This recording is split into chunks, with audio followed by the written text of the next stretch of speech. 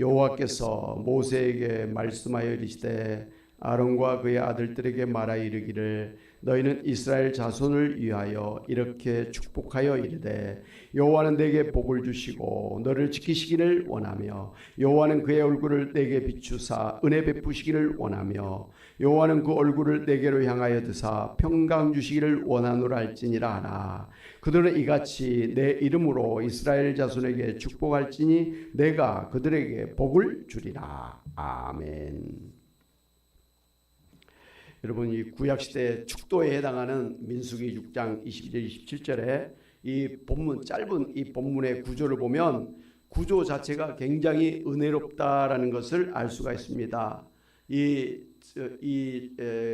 민수기 6장의 축도는 세 가지 내용이에요. 바로 24절, 25절, 26절의 말씀인데 여호와는 내게 복을 주시고 너를 지키시기를 원하며 여호와는 그 얼굴로 내게 비치사 은혜 베푸시기를 원하며 여호와는 그 얼굴을 내게로 향하여 드사 평강 주시기를 원하노라. 이렇게 세 가지 내용이 이 구약시대 대제사장을 통한 하나님의 축복이었습니다. 그런데 24, 25절, 26절 이 세 가지 이 축복을 보면 모두가 여호와란 그 하나님의 이름을 주어로 사용하고 있는 것을 볼 수가 있습니다.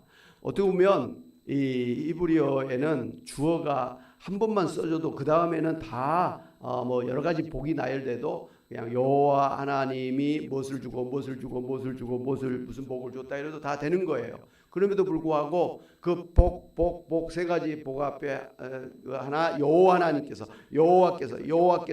이렇게 하나님의 이름을 강조한 것은 이런 복을 주시는 분이 하나님이시다라는 것을 분명하게 우리에게 강조하고 있는 것입니다.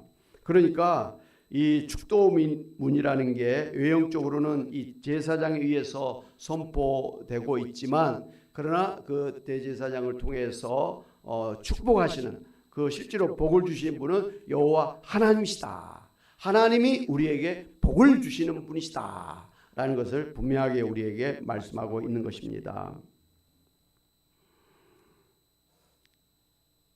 다음으로 이 세 가지 축도의 동사가 모두 미완료형 동사가 사용되었다라는 것이 중요한데요.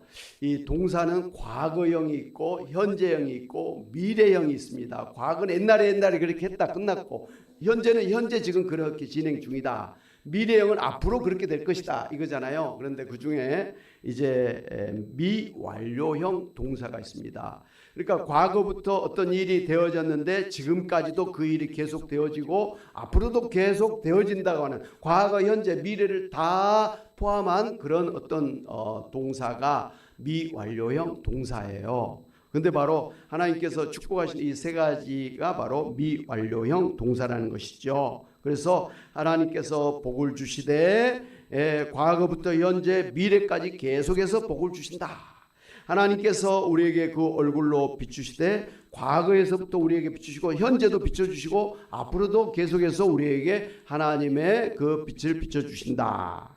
그리고 하나님께서 그 얼굴을 드셔서 우리에게 이제 평강을 주시는데 과거에도 하나님께서 우리에게 고개를 드셔서 우리에게 집중해서 그렇게 평강을 주셨고 지금도 하나님께 여전히 우리를 사랑하시고 우리를 기뻐하시면서 우리에게 아주 초집중을 하시면서 우리에게 평강을 주시고 평강, 샬롬, 아무 걱정, 근심이 없는 그런 삶을 우리에게 주시고 이후에 영원토록 천국에서도 우리에게 그러한 평강을 우리에게 주신다고 하는 그런 뜻으로 미완료형 동사를 썼다고 하는 것입니다. 할렐루야.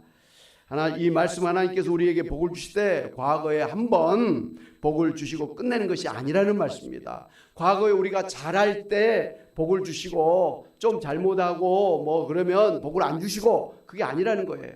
우리가 좀 잘할 때도 우리가 좀 못할 때도 그렇게 우리에게 복을 주셔서 계속해서 지속적으로 우리에게 복을 주신다라는 그런 약속의 말씀인 것입니다.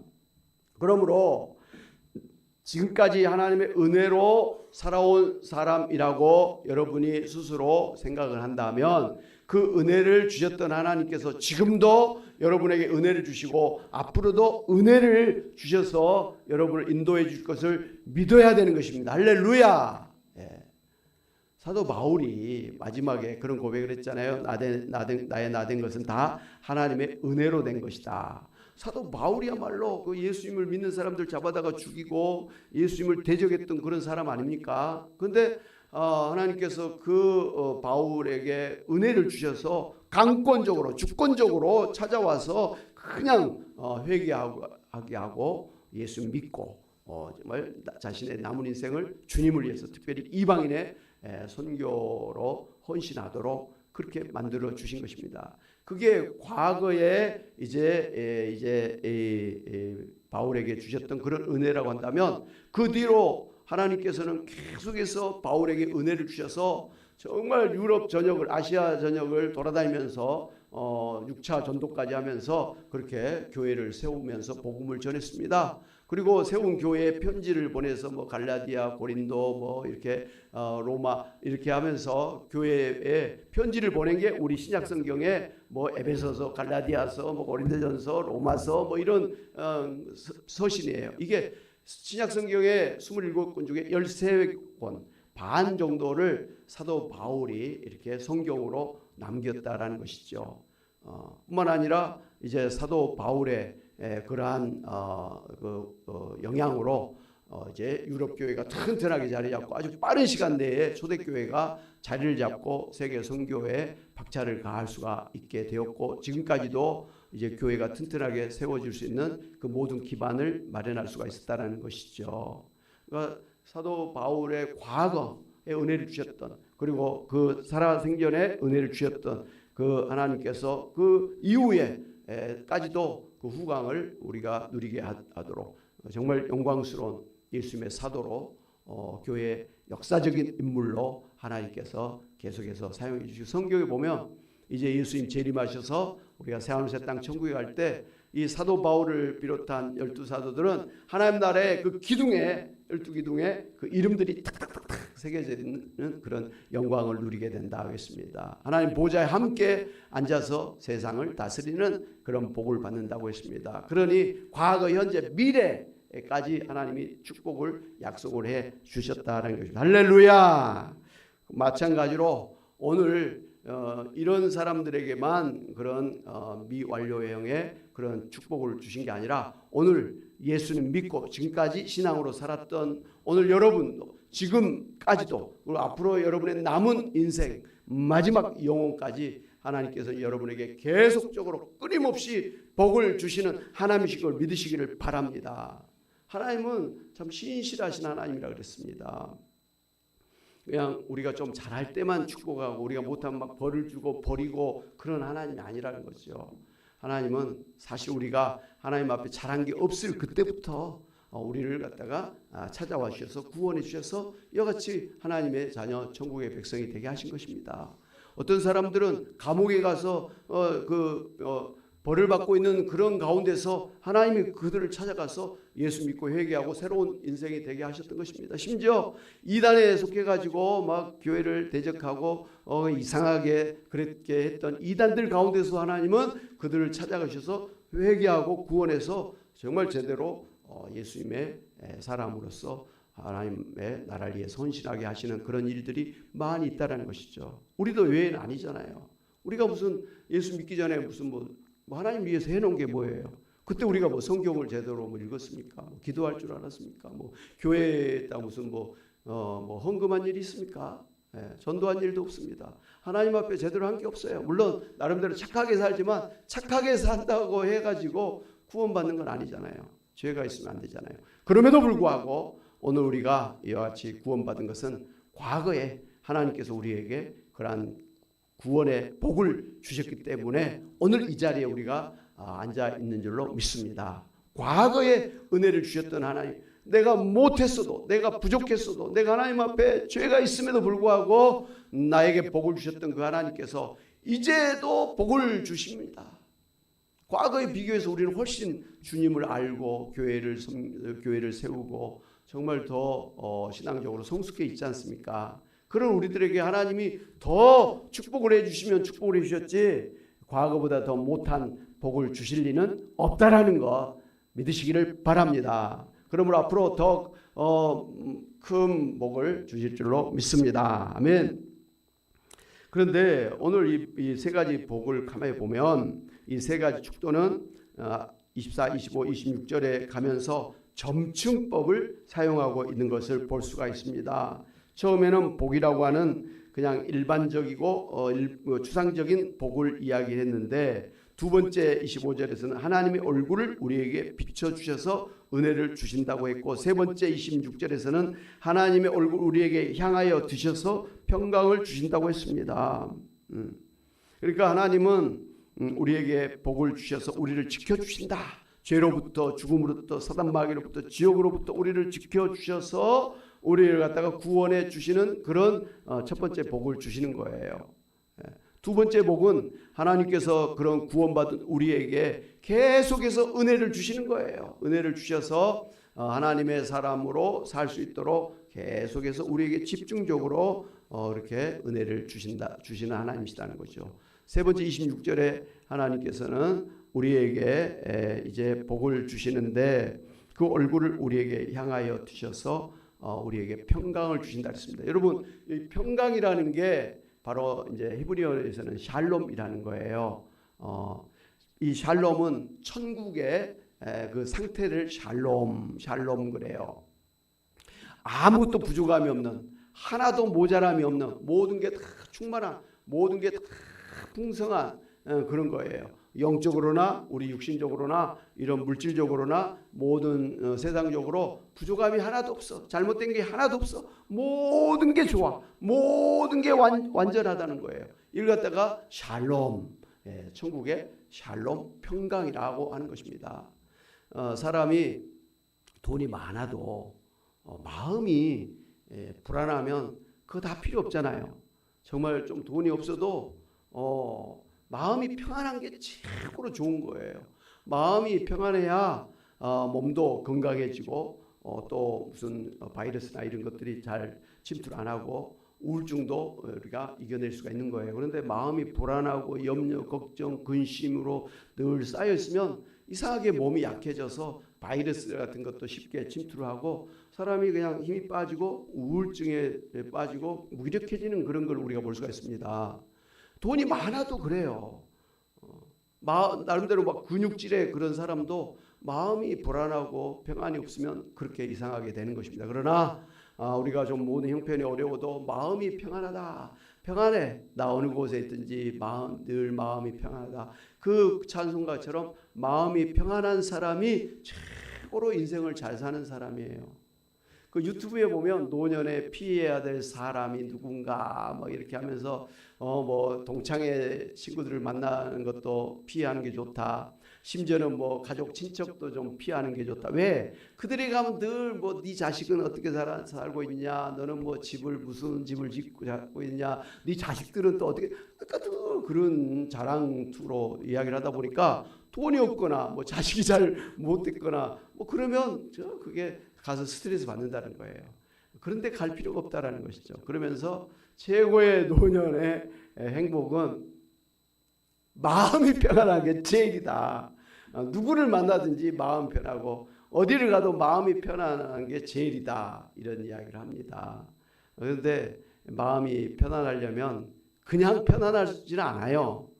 뭐 몸이 아픈데 무슨 마음 편하고 돈이 없는데 무슨 마음 편하고 주변의 사람들이 좀 이렇게 안 좋은데 무슨 마음이 편하겠어요. 어렵습니다. 내가 평안할지어다 내 영혼아 평안할지어다 이렇게 나름대로 외치지만 이게 쉽게 안 되는 거예요. 왜? 평안은 하나님이 우리에게 주시는 최고의 복이기 때문에 그렇습니다. 내 힘으로 안 되는 거예요. 내가 아무리 스트레스를 해결하려고 해도 마음의 불안, 염려, 걱정을 떨쳐버리려고 해도 잘 안 되잖아요. 안 돼요. 우울증도 잘 안 되잖아. 해결이 안 돼요. 그런데 우리 마음에 신앙적으로든 또 정서적으로든 육신적으로 평안하게 해주실 수 있는 분은 여호와 하나님이라는 거예요. 오늘 세 번째 복 중에서 제일 강력한 최고의 복이 마음의 평강을 주시는 것입니다. 할렐루야. 오늘 이 아침에 하나님 앞에 나와 예배드리는 여러분에게 하나님께서 약속하신 최고의 복, 평강의 복, 천국의 샬롬의 복을 주시기를 주님의 이름으로 축원합니다. 아멘. 그러니까 이와 같이 구원의 은혜를 주시고 그리고 구원받은 사람으로서 살 수 있도록 은혜를 더해 주시고 그리고 평강의 복을 주셔서 이 땅에 살면서도 천국을 누리도록 어떤 형편에서도 평안을 누릴 수 있도록 그렇게 축복하시는 하나님이신 걸 볼 수가 있습니다. 물론 이것은 이후에 새하늘 새 땅 부활한 몸을 입고 영원히 천국에 사는 우리들의 마지막 모습일 수도 있습니다. 이렇게 하나님은 단순히 구원하고 그 다음부터 네 마음대로 알아서 살아라는 게 아니라 계속해서 우리 함께 하시면서 은혜를 주시는 거예요. 계속해서 우리 손에 계속해서 은혜를 주셔서 살게 하시는 것이고 또 그런 모든 결과는 평안을 누리게 하시는 점증적으로 가면 갈수록 더 크고 더 완벽한 더 높은 수준의 그런 은혜를 주시는 것을 우리가 성경을 통해서 볼 수가 있습니다. 하나님께서 복을 주실 때 점점 큰 복, 더 이제 좀 수준 높은 복, 더 구체적인 실제적인 그런 복을 주시는 하나님이시다라는 거예요. 사랑하는 여러분, 이렇게 하나님께서 우리에게 복을 주시되 과거, 현재, 미래 계속해서 끊이지 않고 지속적으로 복을 주실 뿐만 아니라 우리에게 복을 주실 때 과거에보다는 현재 더 큰 복을 주시고 현재보다는 미래 앞으로 우리의 남은 생에 더 큰 복을 주시는 점증적으로 더 큰 복을 주시는 하나님이시라는 것을 여러분 아시기를 바랍니다. 그래서 하나님 우리를 구원해서 안전하게 지켜주시고 하나님의 은혜 가운데 살게 하시고 우리가 하여금 어떤 상황에서도 천국의 평강을 누리게 하신다고 하는 사실을 분명하게 알아야 되겠습니다. 성경 욥기서 8장 7절에 보면 이렇게 이야기를 하죠. 같이 한번 보겠습니다. 시작. 내 시작은 미화가 있으나 내 나중은 심히 창대하리라. 하나님께서 욥을 친구를 통해서 욥을 축복하시는 말씀이 있죠. 하나님은 이 욥의 시작은 미약해요. 그리고 욥이 갑작스러운 막 그 환난을 당했잖아요. 뭐 몸에 병이 나고 자식들이 막 잘못되고 재산이 다 없어지고 길거리에 나가 앉아지는 그런 아주 불행한 상황에 처했습니다만은 결과는 어찌 됐습니까? 갑절의 복을 주셨잖아요. 더 예쁜 딸, 더 훌륭한 자식들을 주셨고 모든 재산이 갑절로 늘어나게 하셨고 정말 하나님 앞에 영광 돌리는 그런 위대한 하나님의 사람으로 그렇게 축복을 해주셨다라는 것을 볼 수가 있습니다. 하나님께서 이 점증적인 복을 주실 때는 시작보다는 나중이 훨씬 잘 되는 복을 주신다라는 것을 이 욥을 통해서 우리에게 보여주신 것입니다. 고린도서 13장 12절에 이런 말씀이 있습니다. 같이 한번 보겠습니다. 우리가 지금은 거울로 보는 같이 희미하나 그때는 주께서 나를 아신같이 내가 온전히 알리라. 우리의 현재 지식이 부분적이고 불완전해서 그 초대교회 당시에 옛날에 그 거울이라는 게 지금처럼 유리거울이 아니었어요. 청동 거울이었어요. 그래서 청동 거울을 반짝반짝 닦으면 거기에 이제 내 모습이 보여지는 것인데 그 거울은 흐릿한 거예요. 선명하지 않고 그냥 흐릿한 그런 거울이었습니다. 그래서 지금은 흐릿한 청동 거울을 보는 같이 좀 흐릿하지만 그 예수님이 재림하시는 그때는 주님께서 나를 아신 같이 내가 온전히 하나님을 알게 될 것이다. 그리고 모든 것을 완전하게 이해하게 될 것이다. 그런 이제 말씀을 한 걸 볼 수가 있습니다. 우리가 예수 믿고 신앙생활할 때 성경을 읽어도 또 뭐 교회 와서 뭐 유명한 목사님 설교를 들어도 잘 들리질 않아요. 무슨 말 하는지도 몰라요. 은혜가 별로 안 돼요. 그런데 그랬던 사람일지라도 점점 성경을 깨닫게 되어지고 목사님의 말씀이 이제 깨달아지고 은혜를 받는 이제 그런 상황에까지 쭉 신앙이 성장하는 것을 우리가 경험을 합니다. 이와 같이 저도 지금 목회자로서 성경을 보지만 성경 가다 보면 잘 모르겠어요. 이게 뭐지? 그래서 또 주석책을 보고 다른 분들 뭐 신학자들이 한 걸 이렇게 보고 그런데도 이게 좀 불분명한 그런 것들이 많아요. 특별히 요한계시록은 진짜 어렵습니다. 이건 앞으로 되어질 일을 갖다가 계시한 내용인데 지금까지 대한민국에서 요한계시록을 나름대로 뭐 해석한다 한 사람들은 대부분 다 이단으로 빠져버렸어요. 그만큼 어렵다는 거예요. 그래서 요한계시록 참 설교하기가 어렵다라는 것을 생각하고, 저도 요한계시록 뭐 새벽기도는 한 번씩 쭉 이렇게 설교를 했습니다만은 주일날 요한계시록 거의 못해요. 자신이 없습니다. 저는 그 정도의 뭐 설교자는 아니기 때문에 그렇고요. 사실 오카노 목사님도 요한계시록 한 3장까지 뭐 초대교회, 일곱교회 뭐 그런 것들에 대해서만 이야기했지 그 뒤에 진도를 못 나가셨어요. 오카노 목사님조차도, 그런 명설교자인 오카노 목사님조차도 요한계시록 어렵다, 함부로 다룰 만한 것이 아니다, 그런 틈을 타서 뭐 신천지 이만희니 뭐 이런 이단들이 나는 요한계시록을 해석했다, 나는 기도하면서 하나님 앞에 계시를 받아가지고 이 요한계시록에 봉했던 봉인을 내가 풀었다. 그러므로 교회에 가면 목사님들은 요한계시록을 모르지만 나한테 오면 요한계시록을 알 수 있다. 마지막에 이 비밀의 말씀을 전하는 자가 곧 재림주다. 나를 믿어라. 너의 자신을, 너의 모든 재산을 다 나에게 바쳐라. 뭐 이렇게 하고 있는 거예요. 그랬던 사람들이 지금 뭐 법정에 지금 왔다 갔다 하고 있잖아요. 통일교회 종제, 신천지의 종제, 지금 법정에 왔다 갔다 하면서 지금 힘들어지는 걸 볼 수가 있습니다. 사기친 거죠. 어찌됐든 우리는 하나님의 말씀을 읽고 듣고 나름대로 연구를 해도 잘 모르는 부분이 솔직히 많다. 그리고 어떤 때는 잘못 알고 이렇게 오는 때도 있다라는 거예요.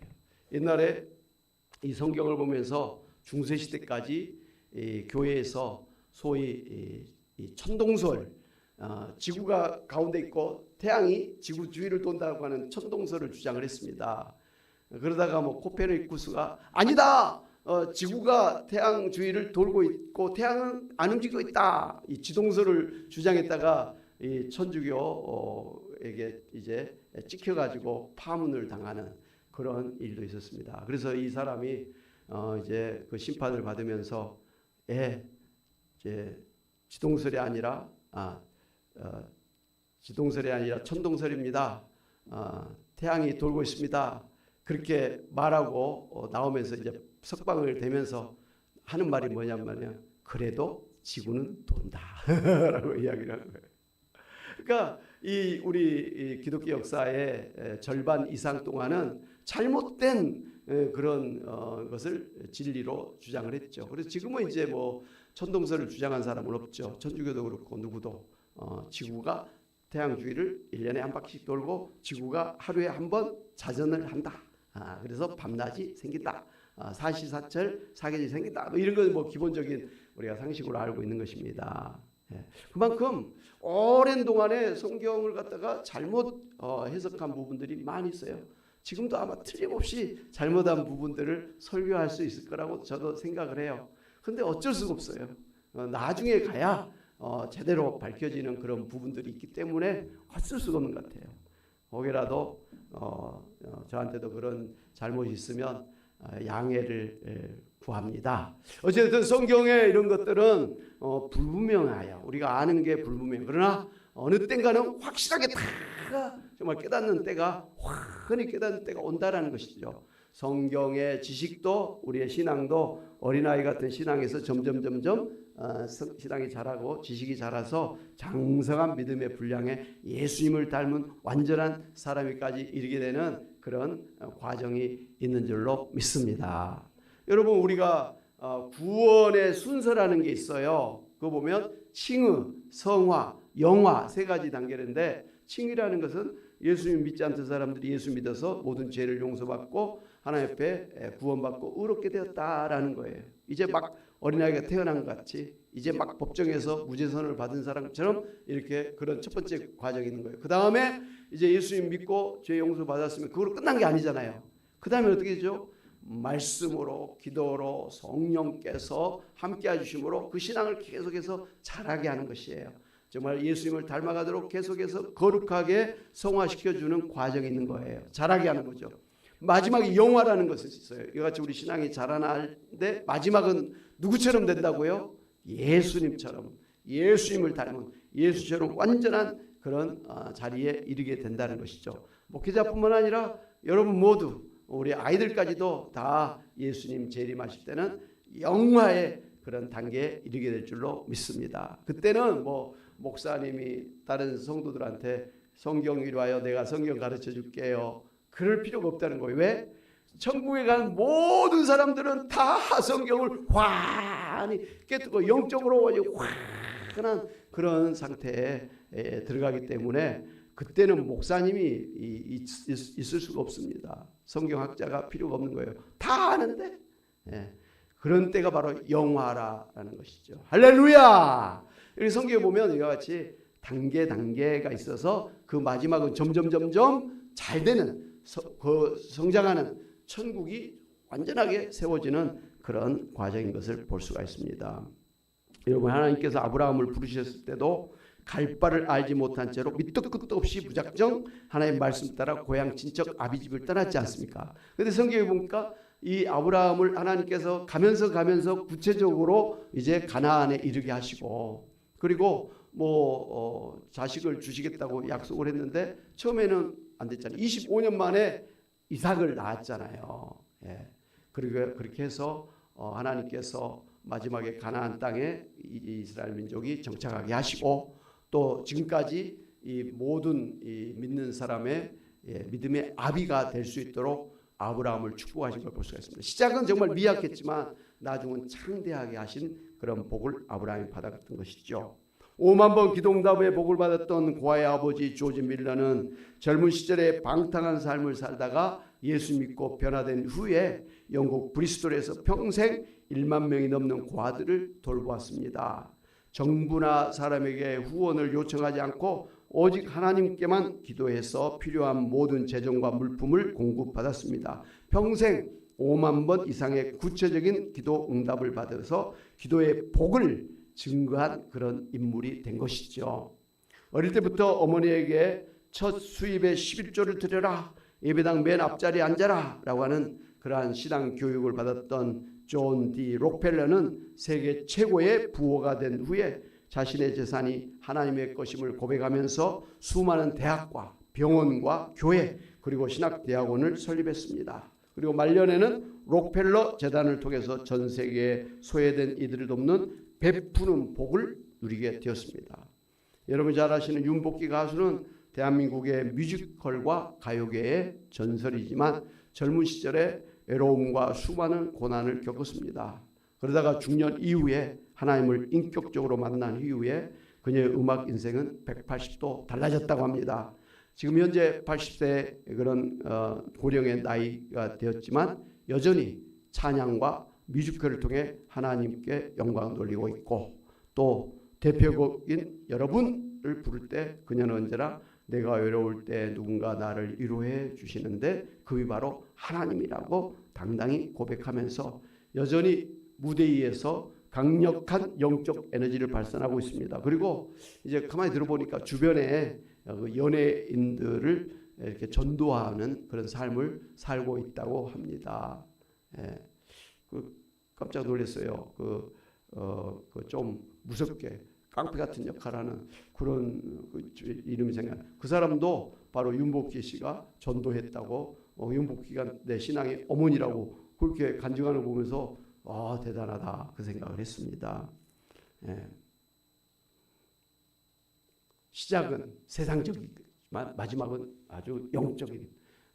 그리고 시작은 인생에 많은 괴로움이 있었지만 마지막은 마음의 평강과 정말 하나님의 영광을 돌려주고 주변 사람들에게 여같이 전도하는, 그리고 복을 전하는 멋있는 인생이 될 수가 있다라는 것이죠. 시편 92편 14절에는 노년의 신앙인을 향한 아름다운 약속이 있죠. 같이 한번 보겠습니다. 시작. 그는 늙어도 여전히 결실하며 진액이 풍족하고 빛이 청청하니 라고 했습니다.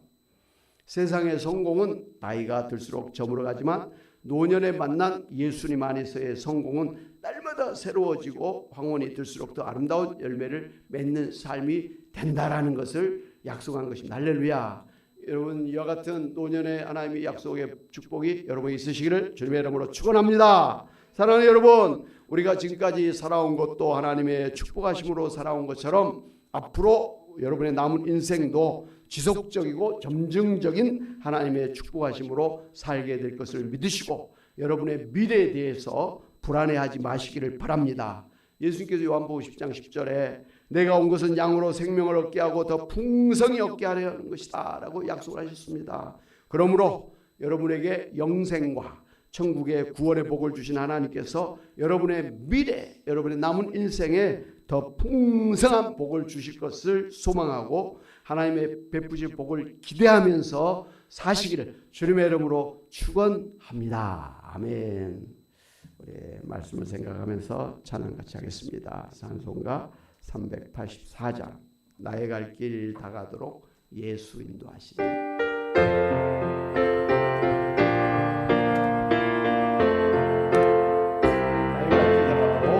나의 갈 길 다가도록 예수 인도하시니 내 주 안에 있는 긍휼 어찌 의심하리요. 믿음으로 사는 자는 하늘 위로 받겠네.